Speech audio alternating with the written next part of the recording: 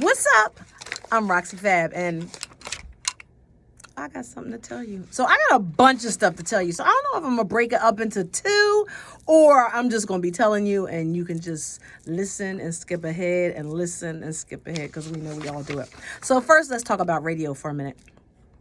George Beasley, the founder and executive chairman of Beasley Media Group, died today in Naples, Florida. He was 89 years old. Now, I'm just telling you this because a lot of you were like, well, why do we care?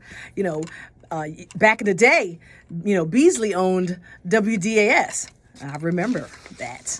But this guy built his first station in 1961 and went on to build the company into its present state as one of the radio industry's major groups with 62 stations in 15 markets, plus digital and esports properties. He served as CEO until stepping back in 2016, but remained executive chairman. So, he was just huge.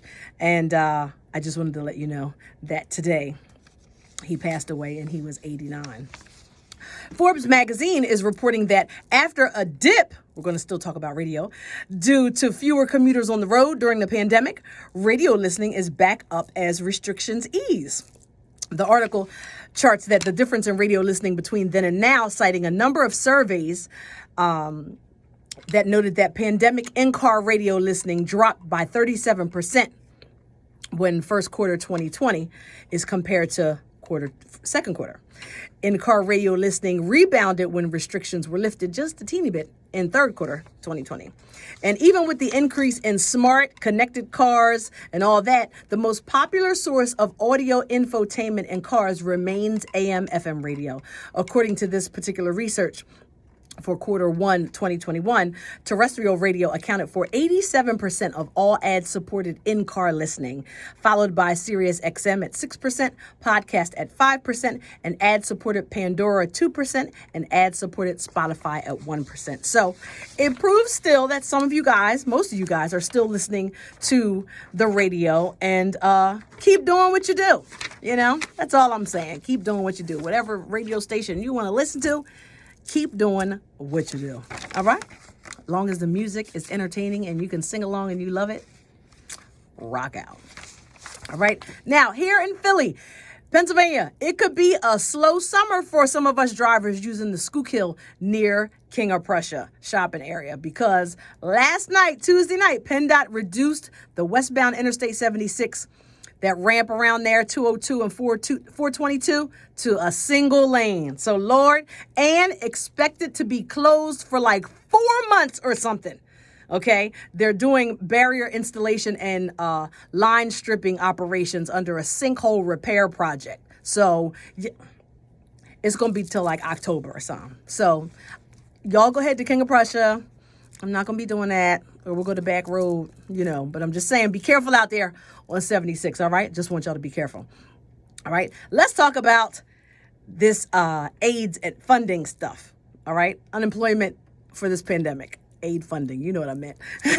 So 25 states are ending their participation in federal unemployment programs before their expiration of September 6th.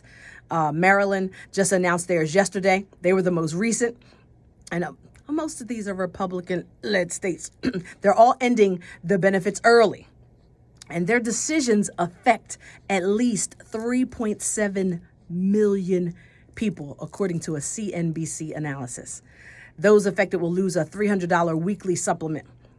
In most states, benefits for the self-employed and long-term unemployed will also end entirely. So that's just crazy. 3.7 million Americans will be affected by states' early withdrawal from federal unemployment programs. Like, wow. That's crazy. So some of them are ending early as June 12th, which is like next week. All right. So their real expiration was supposed to be September 6th. So a lot of these people are cutting this stuff off. I just think it's like, wow, okay, we don't care. Yeah. Speaking of cutting off and bringing back, Philly's free concert. What is it? Wow Wow Welcome America July 4th celebration is back outdoors this year. And pop artist BB Rexa and rapper Flo Rida will headline the 2021 Wow Wow Welcome America July 4th. So it's going to take place Sunday, July 4th at the Mann Center in Fairmount Park. The event will be televised on NBC 10 and streamed on their apps, etc. Now, the move to the man from the concert's typical home in front of the Philadelphia Art Museum in the Ben Franklin Parkway allows for proper social distancing, as we continue to fight this COVID-19. So the concert will be ticketed, but it's still free to the public. You know what I mean? It's just ticketed so everybody can make sure that they're supposed to be in the seats that they're supposed to be in, So those wishing to attend the concert, you can win some tickets and all that. So just make sure you go on the proper websites, Google everything, and find out as well. And I know a lot of the radio stations will be having contests to be doing that. So tickets will be available on June 19th. And this time as well, July 4th, the concert is the culmination of a 16-day citywide event highlighting the unique history and culture of Philadelphia, and many free events will be back, like the movie screenings and Wawa Hoagie Day and all that. So it's going to be more than 2 weeks of events, and they all start on June 19th with a Juneteenth event. All right, so they're going to mark both Juneteenth and Independence Day and celebrating inclusiveness by teaming with the African American Museum in Philly. So get ready for all of that coming soon. Okay, so y'all have heard a lot about Karens over the past year, right? Very little of it's been good. So, and the name's bad rep seems to have reached new parents who want nothing to do with it. The name Karen has apparently plummeted in popularity among newborns who were popped out in 2020. This is according to data from the Social Security Administration, which tracks that kind of stuff.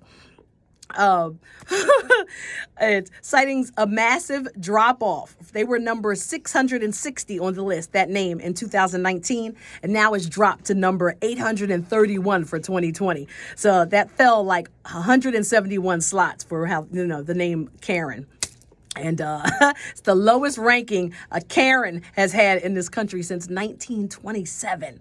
So yeah, it's obviously the name has taken a big hit. The top 3 female baby names, though, were Olivia, Emma, and Ava, respectively, while the guys topped out at Liam, that's my grandson's name, just in case you didn't know, Noah, and Oliver, in that order. And last but definitely not least, I know this is a long one, but I don't care, the best practice ever. So this youth football team in Chicago got the ultimate surprise visit yesterday when who popped up? Who? Can you guess who? None other than President Barack Obama came through to give an epic pump up speech. How dope. Did you just imagine the coaches and the kids like, is that Obama? Okay. So he popped up at Jackson Park to visit the Chicago Southside Wolfpack football team.